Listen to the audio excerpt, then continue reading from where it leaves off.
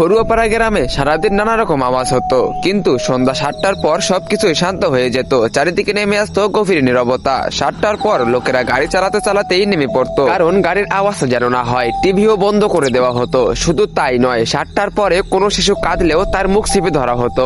একদিন সন্ধ্যা 7টার সময় একজন লোক চুপি চুপি হেঁটে যাচ্ছিল। তখনই তার সামনে একটি ইঁদুর এসে পড়ে। ইঁদুর দেখে লোকটি ভয়ে চিৎকার করে ওঠে, আর ঠিক তখনই সেই লোকটির শরীর ছিঁড়া টুকরা হয়ে যায়। যারাই সামান্য আওয়াজ করতো তাদের সবার সঙ্গেই এমনটা ঘটতো, এমনকি ভুলবশত আওয়াজ হলেও। পরের দিন রাইস্টার ভুল করে ফরুয়াপাড়া গ্রামে ঢুকে পড়ে। অচেনা রাইস্টার এগিয়ে যাচ্ছিল, এমন সময় সন্ধ্যা হয়ে আসে। চারিদিকে কেবল একটি আওয়াজ শোনা যাচ্ছিল, 7টা বাজতে আর কয়েক মিনিট বাকি আছে। ঠিক তখনই রাইস্টার দেখতে পায় যে পাশ দিয়ে একটি লোক গাড়ি চালিয়ে আসছিল। হঠাৎ গাড়ি থেকে নেমে গাড়ি না চালিয়ে ঠেলতে ঠেলতে গাড়িটাকে সামনে নিয়ে যাচ্ছিল। এটা দেখে রাইস্টার আশ্চর্য হয়ে যায়। সে তখন তার বাইক থেকে নেমে লোকটির কাছে যায় এবং জিজ্ঞেস করে, আরে ভাই, আমাকে একটা কথা বলো তো, তুমি গাড়ি চালাতে চালাতে হঠাৎ ধাক্কা দিয়ে নিয়ে যাচ্ছ কেন? আর এই অদ্ভুত আওয়াজটা কিসের? লোকটি বলল, আরে তোমার মরার ইচ্ছা না থাকলে মুখ বন্ধ করে রাখো। 7টা বাজতে আর মাত্র 2 মিনিট বাকি। তুমি অন্য কোনো কাজের লোক মনে হচ্ছে। চলো আমার বাড়িতে, তবে একটু আওয়াজ করবে না। এরপর রাইস্টার সেই লোকটির পিছু পিছু তার বাড়িতে চলে যায়। লোকটি রাইস্টারকে চুপ থাকার ইশারা করছিল।